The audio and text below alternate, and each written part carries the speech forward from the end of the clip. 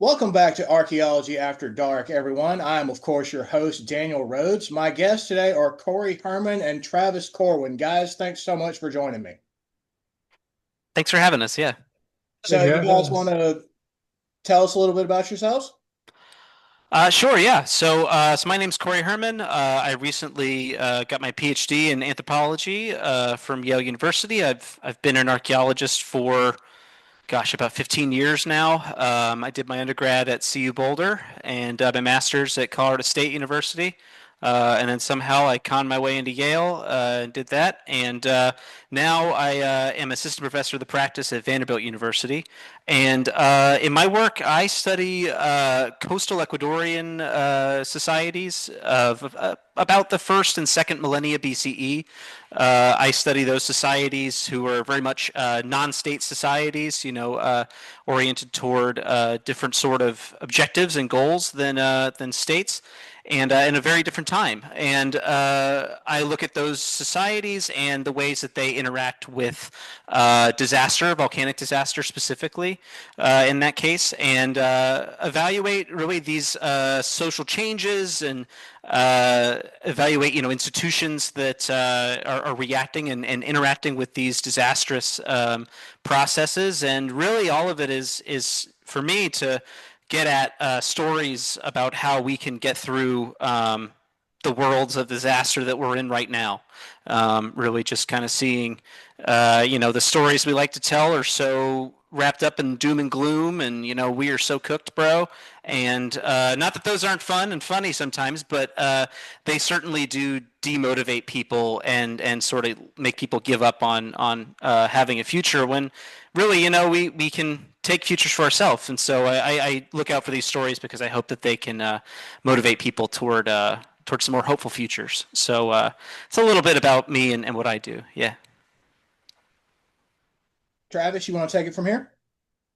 Oh, man, Corey, I got to get better about my elevator pitch. It's a it's very it's concise, very well written. practice. It is. It is. My name's Travis Corwin. I'm a currently a graduate student at North Carolina State University, living in Raleigh, North Carolina. Been an archaeologist for 7 years. Graduated undergraduate at University of Central Florida back in 2017 and worked in cultural resource management throughout the Southeast for a good 6 years, four as a field tech, then two as a field director. Then now I'm back in school trying to, you know, get some other stuff to see what else I can get past that. But yeah, I study the pithy way that I describe my studies. I study the archaeologies of labor and the labor of archaeology. So currently, my master's is research on a textile mill village in uh, Alamance County, North Carolina. One of the first and kind of like the kind of like model village of how all the other textile mill villages kind of got designed. Looking a lot at kind of like landscapes of like morality and how communities are being built around um, certain kinds of like community ideals within like churches, but also kind of company authority. And yeah, and then outside of actually digging in the dirt, I also study the labor movement within archaeology. So both the past movements, like notably the one in CRM in the 1990s, but then also the current movement to unionize Hmm. archaeology in North American archaeology. So that these guys did a great segue into bringing us into our topic today, social activism and archaeology.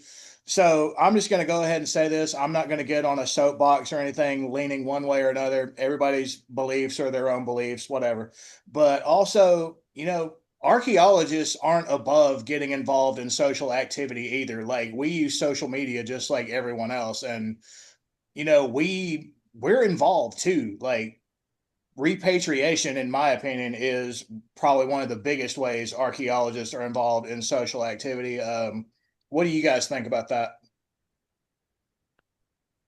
I mean, yeah, no, I think that archaeology is just inherently a political practice. I think that that's really what I come at it from. I know that there's plenty of folks who, willing, whether they want to see it or not, they see archaeology as something that can potentially be an escape, something that can potentially be um, apolitical. And while I see that there is utility and really valid like refuge that can be found in kind of those escapist sort of things, it doesn't change the fact that what are you trying to escape, what are you trying to get away from, and so it comes back to these social and political questions. Repatriation being a great example, of these political currents that we're very much enmeshed in, just like everybody else in our society. That these are materials and people, the remains of people, the remains of their goods that were given to them and meant to be with them, as they move to another place and continue their work for their community, really, in a lot of ways, and for archaeologists then to interrupt that and to take that and literally dispossess people of those are political acts, and so it's I don't really have too much patience myself for people who want to flatly just call archaeology apolitical. I'll get on the soapbox for you there, Dan. Well, it'll save my board getting on to me about my opinion. That's right. But I mean, jokes on people who sign up for archaeology thinking that, oh, it is just going to be science. I can sit in a lab all day. I can be in the field all day. No one's going to ask me about my opinion. That has not been my experience in archaeology just because of the way people see archaeology as a profession. Mm-hmm. Yeah, and it's also just like the way that people see the past as well. I mean, I think the creation of the past is inherently political and Mm-hmm. also deeply personal and deeply emotional. Like there's no archaeology where you can just kind of like pop in and it's like, I'm gonna do some work, see this, yeah, yeah, yeah. Like you're always gonna have to be involved in kind of like even just like community baseline politics. Or it's like, Mm-hmm. or have to not be involved in them. Like there's archaeology is enmeshed in whole like worlds of political like stuff. Like, you can't not have like politics entering into archaeology. It's just that's just life. Mm-hmm. Well, I think we get into politics and archaeology like the minute we ask for somebody's permission to excavate on land somewhere because, well, not only do they know what we're doing, but they also, will ask questions like, so what have you found so far? What are you hoping to find? Are you here to take my land? Are you with the government? We get that question a lot. That's not what we do. Yep. Yep. I see the same, in every place I've worked in Latin America, it's, are you looking for treasure and are you here with the government, and are you here to spy for the government, or what information are you giving us and what information are you giving the state? Those things are all pertinent political questions, right? These sort of speak to the ways that we create our knowledge, and knowledge is power. Yeah, I think, and that, just crossed my mind is that, most people don't actually see the paperwork that we submit to the state when we finish or are in progress with something, how detailed it is. They're just like, they go with the assumption of we're Indiana Jones, we're going to show up in a leather fedora and just start taking things and then people shoot at us. Hopefully, people don't shoot at us. I would appreciate it if they didn't. Yeah, I wouldn't either. Yeah.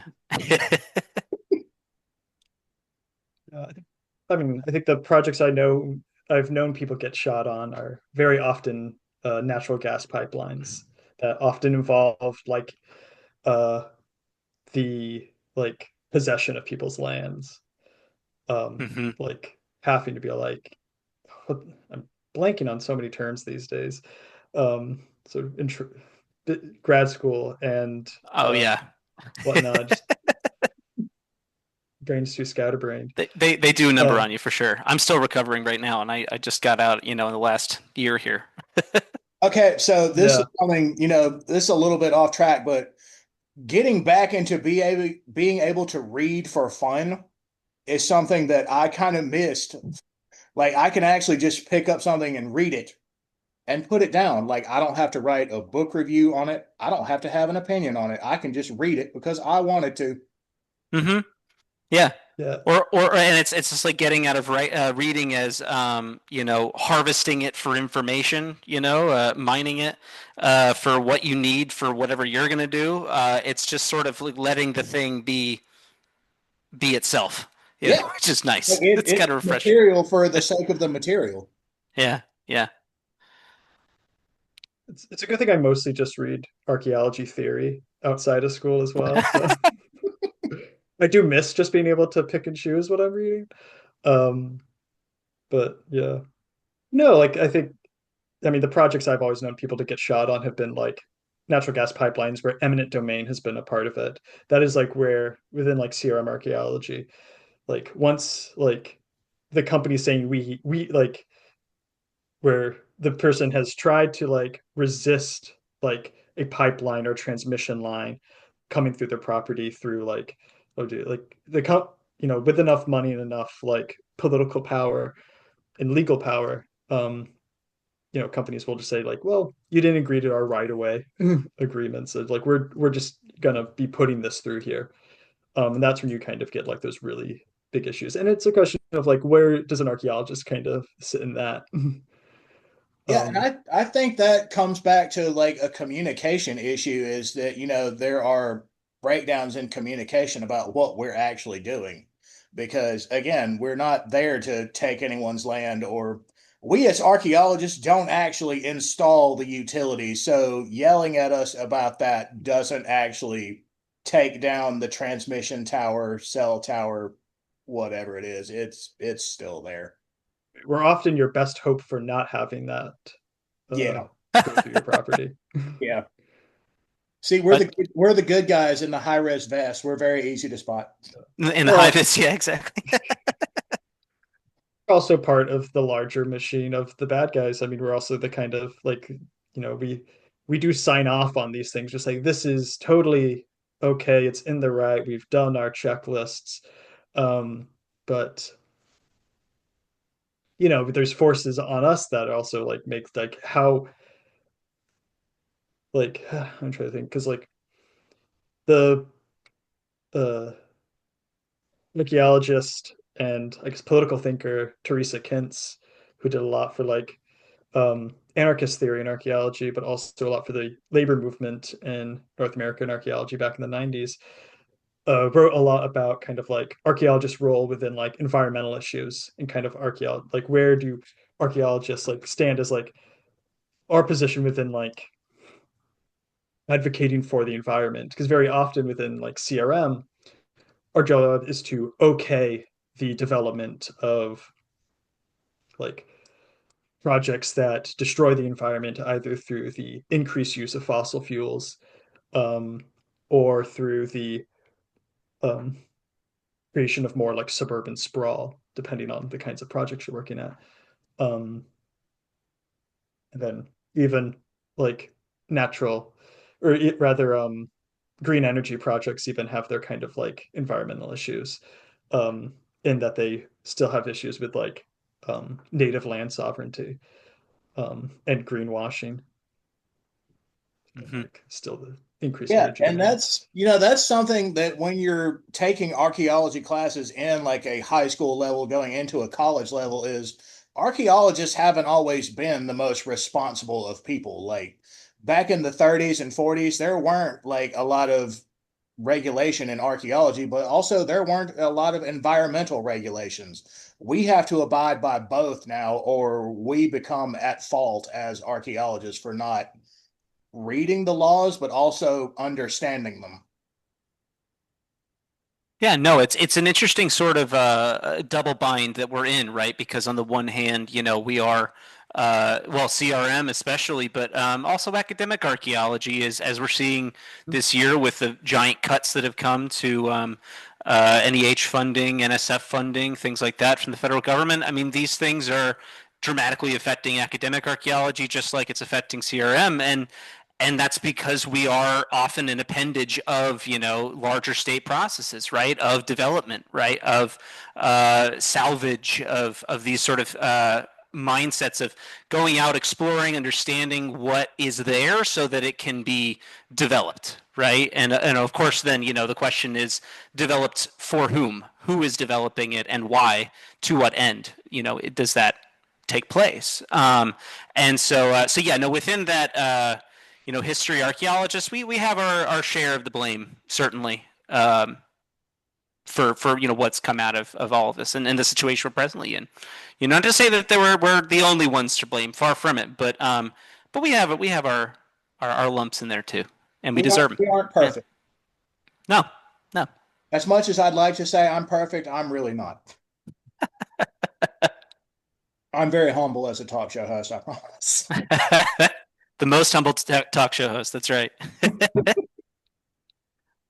So you guys are with the Black Trowel Collective. I left that out part, and I left that part out in the introduction. So what does the Black Trowel Collective actually do?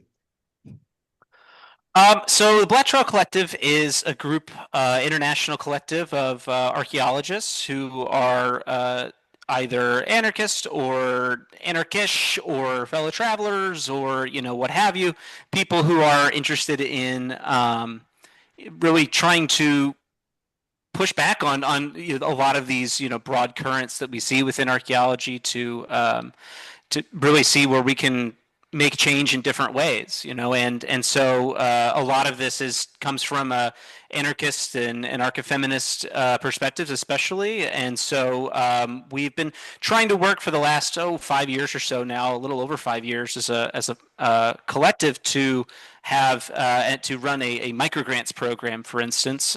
This is a program where any archaeology student worldwide, they can apply for a grant of up to $300, and we do our best to fulfill that. For whatever reason that person may need it. If they're an archaeology student, that's all we need. They don't need to tell us what they're going to use it for. We don't follow up on those things. We just say, hey, we know that you need help, and so here's a little bit, just to get you by. And gosh, over the last 5 years, in total, we've probably distributed something like, upwards of $150,000 probably, over the time. These all entirely come from Patreon donations from other archaeologists and people who are willing to donate that. And then all of that money is literally turned around and given out. We keep none of it for ourselves except for whatever meager things we need for maintaining a website, things like that, really cheap expenses.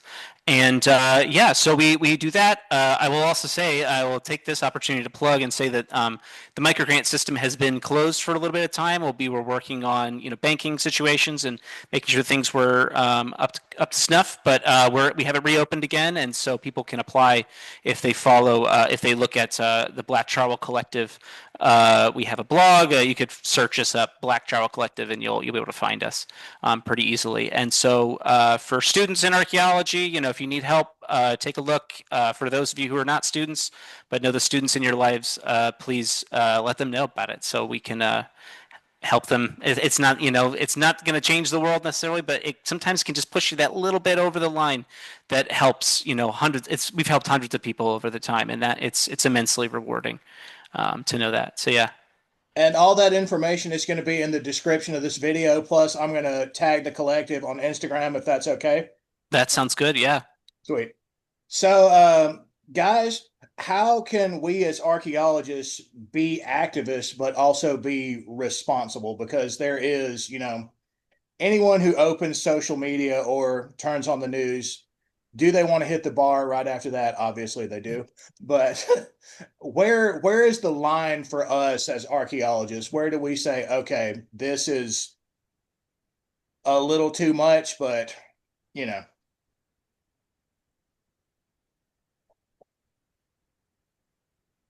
I talked a whole bunch, Travis. I think you should go next.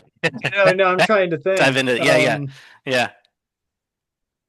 Because it's not like we can go throw artifacts at people. Not one, that's horribly irresponsible on our part, and two, we'd have to re-bag and tag and catalog everything. Yeah, you have to be really careful with which, I'm only going to throw from this context today. Like, this is my bag. Yeah, everything you see out there is from feature number 37. Make sure it's all surface finds. Nothing. That's right. Exactly. Yeah, I guess I'm trying to understand maybe more like what do you mean by too much? Maybe I could get more clarification. Because Well, like there's like to a degree like I mean, activism is just like I mean, archaeologists are more than just archaeologists. There's so many things generally within the world for us to be involved in.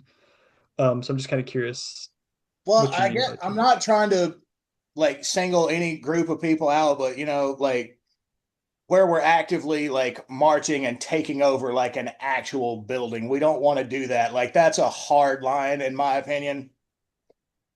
Just think what you want to about that opinion, everybody. It's out there. Don't do that. I think activism kind of starts at very tangible things within your own network and your own community. Um, and I think for a lot of archaeologists, that may look like donating to initiatives that help um, historically underrepresented groups within archaeology. If the activism is specifically just focused on archaeology, um, I was just recent also, and on a different scale of this, I was recently at the American Cultural Resource Association annual meeting, which was very conveniently hosted in Raleigh. So I was able to go as a student for super cheap and just have to pay for parking downtown, which was not that cheap. Um, but one thing that this is, you know, a lot of people who own companies or higher up within CRM companies. But one of the advice that was given by um, the lobbyist for ACRA, or maybe it was someone else, maybe it's someone from North Carolina Department of Cultural Resources, something. But their advice was that your state like representatives, like your very like local like scale representatives, not your national, but your state, um, have very affordable fundraisers for you to get to. Because if all archaeologists are at some to some degree activist for cultural heritage preservation. That's inherent in our job. Why we do this work is because we care about the preservation of cultural resources. Um, and if you have the money to go to these fundraisers, you become a face-to-face person. You become that representatives like, oh, this person knows about cultural resources, and you can become an advocate for your thing. And that's like one level. That's a very like governmental level.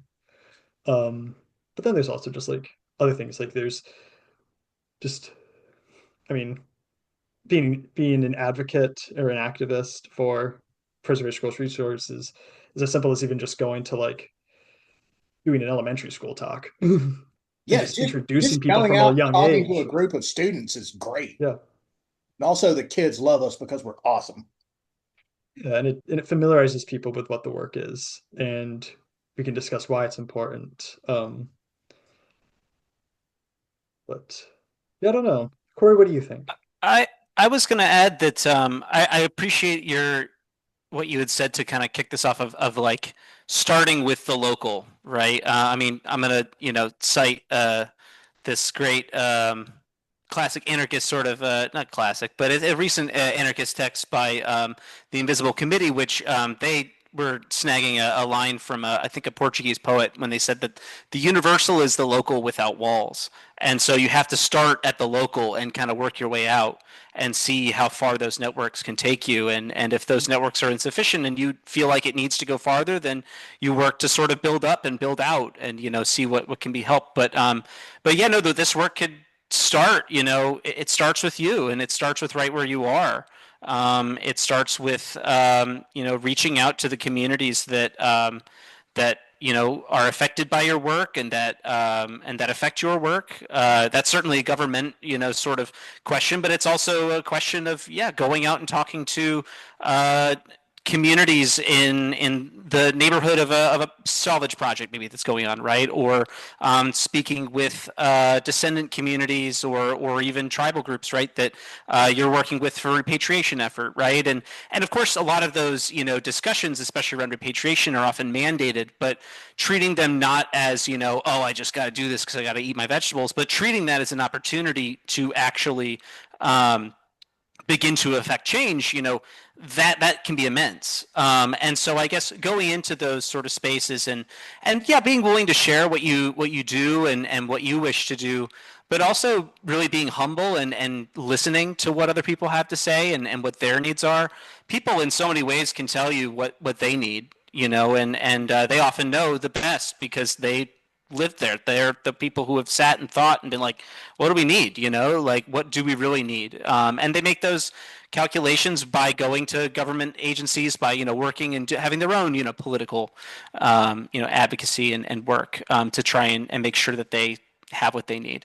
But yeah, going to communities and asking what they need can be immense, especially if you then can follow through on that, and do it on their terms. Then I think that you'll find that everybody involved will be massively benefited from the result. Um, And that's something that I've noticed just ever since COVID. There's been a shift in archaeology that people are much more open to communicating about what goes on in archaeology. And I guess there's more transparency now, and it's less, I don't know, mystifying about what archaeology actually is. Like people, they know that they can actually go outside in the community again, after that horrible 6 months we all experienced. It was so wonderful. But everybody is, a lot more, I guess, connected to each other because we all, as a species, went through something and we're re examining what connects us as people. Yeah, I mean, I would say, yeah, I think that we're in a lot of ways we saw an immense amount of the isolation and alienation from COVID, but I think also we're seeing, even in the aftermath of it, and kind of seeing the afterlives of COVID, that there's both a great deal more isolation and alienation that can happen. I mean, there's so many people, who they're not actually making friends, out in the real world. They're, sticking with online communities. They're, only seeing that, and in the process, can become incredibly isolated. Not that it's always, going to happen that way, but I think this is, part of, we're seeing these broad epidemics of loneliness, and sort of just people feeling disconnected from their purpose, right, and from being able to affect change in the world. And so, and that has all kinds of horrible cascading effects, like people who take it into their own hands to be like, well, I can't affect at least one change in the world, and I can do it with this gun I have in my hand, right?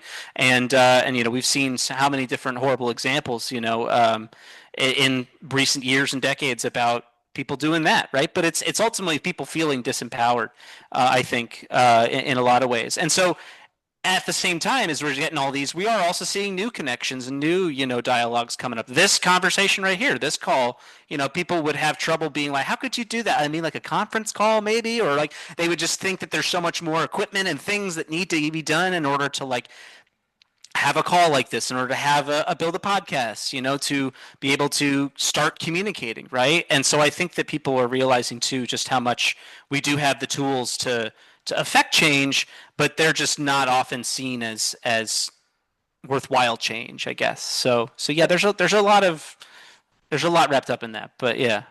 And that's something I think that, I don't want to throw blame around, but I think that's something that's gotten lost in the educational system somewhere along the way is, the teacher and the students, they talk back and forth to each other, but there isn't like a lot of time in the day where the students actively are communicating with each other. Like it's Hmm. like a one-sided conversation between them and the student. But when you get like advanced in education, like high school and going into college, it actually becomes a conversation. Yeah, or you would hope it would be, right? But I mean, again, I think that it's just something about the incentives of what we in our society collectively have decided is most important, and those are often outcomes, and profit margins and short-term gains and things, and just notions of growth and development as we unassailable, and that we always have to be doing this. And I mean, we're seeing what's happening. The world is cooking. Like we're cooking the earth with Oh yeah. these ideas. And yeah. So it's one of those things of just where can we intervene productively? I think that archaeologists are so well positioned to do that because we have the capacity to touch, folks' pasts and presents, and help them find their way toward a new future, if they want. And so, I'd like to think that we have a lot of the tools already at hand that if we choose to use them, we could really um, affect some real positive change. Travis, Yeah, what? we also like. Sorry, were you gonna say? Yeah, I was going to ask you what you think as I choke on my coffee. Sorry. Okay. I mean, like, so I also think like archaeologists are really equipped to do is also think about like resistance as like something that isn't just large actions, but is very much part of like an everyday like practice and just like very simple forms of like everyday resistance, which has been a part of like archaeological theory for like, decades now, especially within like historic archaeology. And archaeology is a lot about like telling stories of the past, and we have the ability to, and because of our methods and our theory, we have the ability to tell stories of like how workers resisted, um like bosses and sort of and certain controls, um in everyday life, or how native peoples resisted colonization, and through just like the ways that we construct our lives, and also just like the power that every single person has to construct their lives, and have agency within it. I think that's like the scary thing a lot with, modern politics, is the feeling that we don't really have agency in a lot of these things. So we have to enact it, and like, um, either through giving other people power through like electoral politics, or through, actions of like large violence, which isn't the case, and isn't the case like historically. Like people have always resisted things and always exerted their agency against like power structures, um, in creative and quotidian ways. Yeah. And that's here's my plug for democracy. Please remember to get out and vote when you get the opportunity. It's your right as an American. Please do it. I'll second that, and if only just to say, that voting is a good start to these things too, right? But I mean, so much of it's interesting. I think that we often will in the course of our own civic education. I think that there are a lot of folks who do see that electoralism is kind of that's the only place that they get to be involved, right? Is they go in and they pull the lever for whichever group every 4 years, or maybe if they're really active every 2 years, or shoot, maybe even every year, right? If they're the real sickos, who really like pushing buttons, and punching in little holes into things, into pieces of paper. But that's only one sphere of political action, and the alternative is not violence, but the alternative is finding other ways outside of the ballot box to be a political advocate, to yes, speak with your representatives and people who are currently invested in power, to look around with your friends and say, hey, we don't actually like any of the folks who are who are running right now, so let's run our own. Let's find somebody else, who could actually do this for that we actually do confide in, right, and that we do trust. There's all kinds of different ways that we can impact the world socially and politically that just don't have to rely on state mechanisms. I think that's really one of the things, is that we have autonomy, and we have agency, and we have the ability to change this little corner of our world. And who knows, if it's able to grow out, then you might just be changing a much broader swath of the world. And the other thing is, there's no shortage of venues that we can display our work in. Like even just a local Hmm. library, they are more than happy to Oh put man, small exhibits about what you're doing. Like you don't have libraries are to have great. it, like you don't have to have it on some grand scale of a stage. Like just putting the information where other people just like walk by it, and if they take a second look at it, you're actually changing the community. Yeah. Yeah, no, you're getting people connected to that history, right? And getting people to see the landscape in a new light. That's some of my favorite work to do in community discussions and doing outreach and things, is sort of and I get to do it in the classroom too, right? Where it's just sort of getting to um, break people's brains in that little way where they're just sort of like, oh, like I didn't think about it that way. Like, why is the road system the way it is here? You know, and oh, it's because the whole city was oriented to the river, right? And there's whether these are little innocent sort of ways, but that profoundly shape your lived experience today. Mhm. And so having that connection and sort of like having these sort of soundings and sort of seeing the like, oh, this is like the deep web of relationships that I am now the present representative of. Like, and that also mirrors out toward the future as well, just as much, right? Like all the different ways you, without knowing it or whether you know it or not, all the ways you might be affecting, future action. And so but it takes you acting in order for any of that to be true, I suppose. Yeah, as archaeologists, we're automatically not geared to sitting around doing absolutely nothing. It's one, not great for our careers. But no, but we want to get out there, right? We want to get outside. We are very good at. I've always found it funny that so many folks see academia. They see anybody involved in any of these sort of uh, I guess you could call them, sort of a professional managerial sort of, spot, which archaeology often is.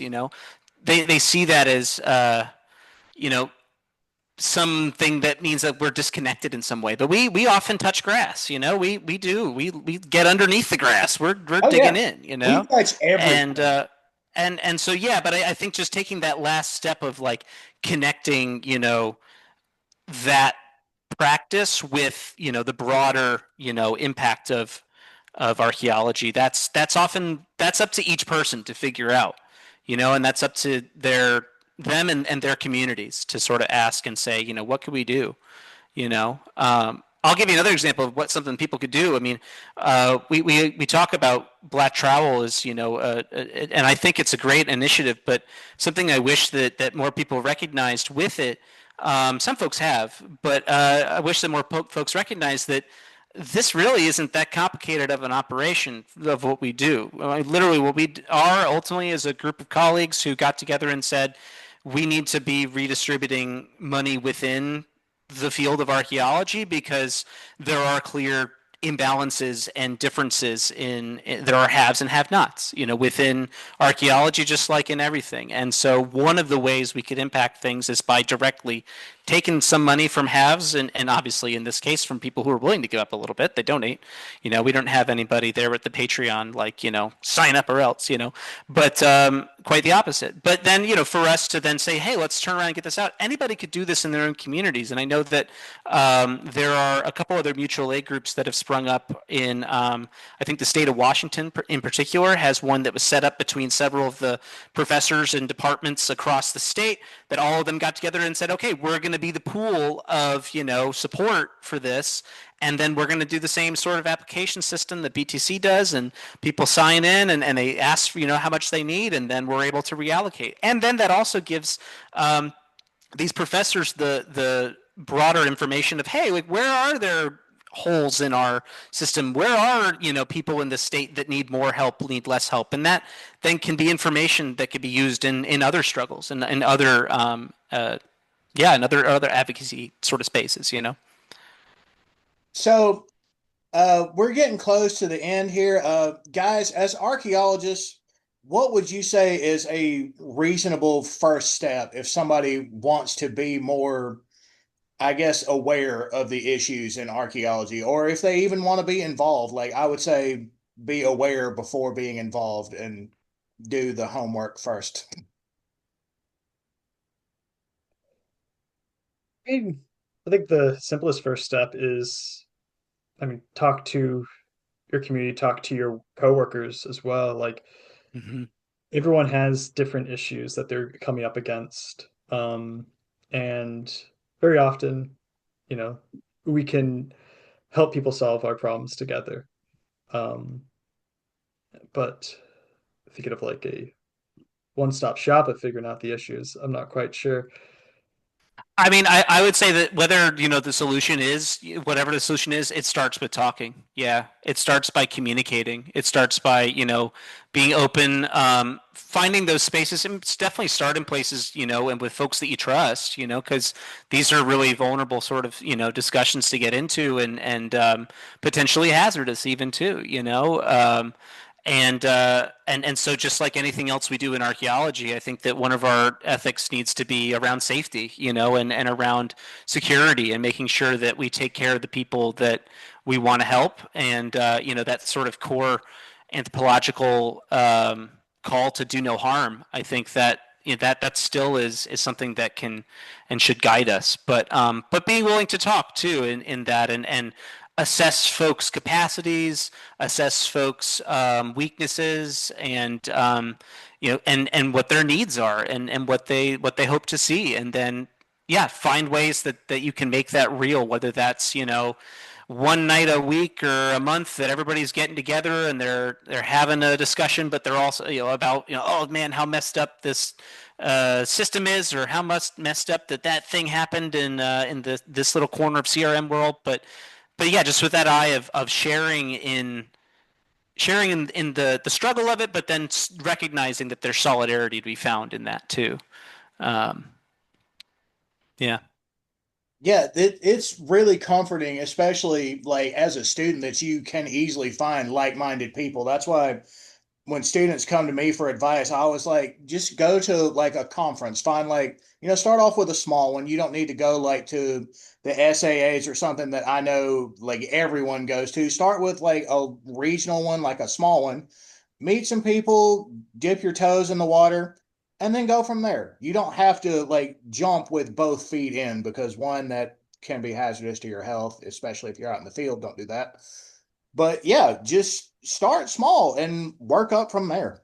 And that jumping with both feet, first can also hurt whoever you might be jumping on somebody. Oh yeah, It yeah, might hurt you, but it might hurt them too, right? And so now that's not to say that you need to be sitting there waiting, to jump, and it's never going to be perfect. But I think going in really honestly and earnestly with that good faith, perspective of like I do want to do better, and I want to do better for the people around me, that can open doors, and that can help you find the path. It's never going to be it's never the same path for everybody, or for every group, but yeah.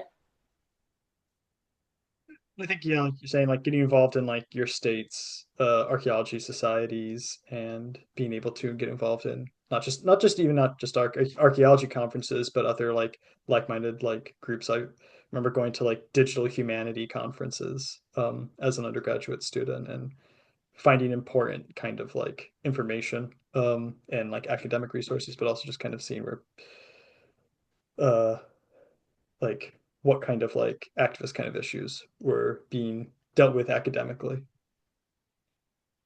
And that's, something else you can do. Most places, most cities, they do have city council meetings once a week, once a month. Go and just, you don't even have to participate. You can just sit and listen to what the issues are. And that automatically makes you more informed than the people who don't go to the meetings. Yeah, yeah, yeah, that came out how I wanted it to. But I think, yeah, learning to sit and listen is like very, very important for like yep, activist work of any kind. yep. Yeah, and listening to especially if it's something that's uncomfortable or that might be disruptive to your way of thinking, those can be the moments that can be the most instructive. And so taking Mhm. those again with good faith, and humility, and hoping that in the hope that you can grow as a person, and that yeah, the people who are sharing this are sharing this with you in good faith as well. Now of course you have to ensure that that's to the best of your ability, that is the case, because some people just want everybody to be turning around in circles and get spun up about these things. So, but those that comes from discussion and from communication and from working with people together, and doing so. Um, yeah, with just that good faith, that everybody wants to change something about this situation, and it's really trying to find the ways we can all push the same direction. Yeah. Well, guys, this has been a really great episode. I've really enjoyed having you on the show. Any last minute things you want to throw in before we wrap up?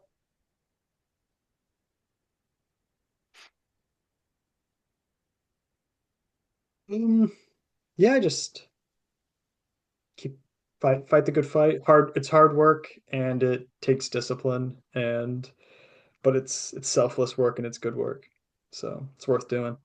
It is good work. It is hard work. So don't, if you get into archaeology for nothing else, go in with it is going to be hard. It is not an easy job. Anyone who tells you that, reconsider what they're telling you. Yeah. Well, and nothing worth doing was ever, was easy, Yeah, And that's so, absolutely right. yeah. And And so, that is something that archaeology has in spades. It is rewarding, maybe not financially, uh, for numerous reasons. It's not rewarding financially, but as far as like spiritually and intellectually rewarding, we have that until the end of time, really. yep. Yep.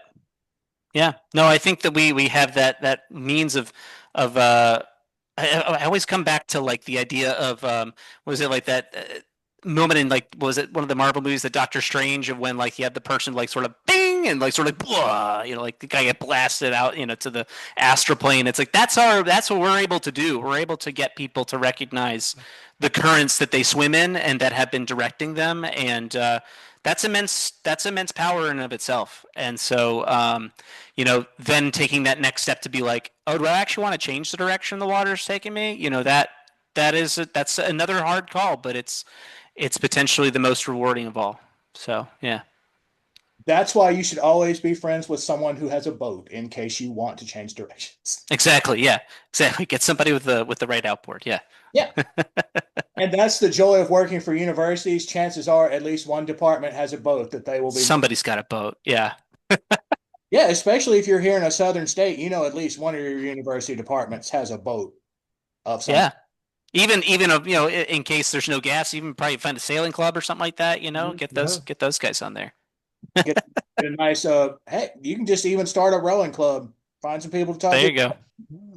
That's right. Well, yeah. Well, guys, this has been an excellent episode. I appreciate you taking the time to sit with me virtually and work this out. Sure. Yeah, we're happy to help. Happy to discuss more in the future if you like to. At Yeah. least I am. I can't Yeah. speak for Travis, but yeah. I need some time. I'm gonna be very busy soon. But it'll be fun. Well, everyone, that's going to do it for this episode of Archaeology After Dark. Thank you for watching and keeping an open mind about what we were discussing here today, and stay tuned for more.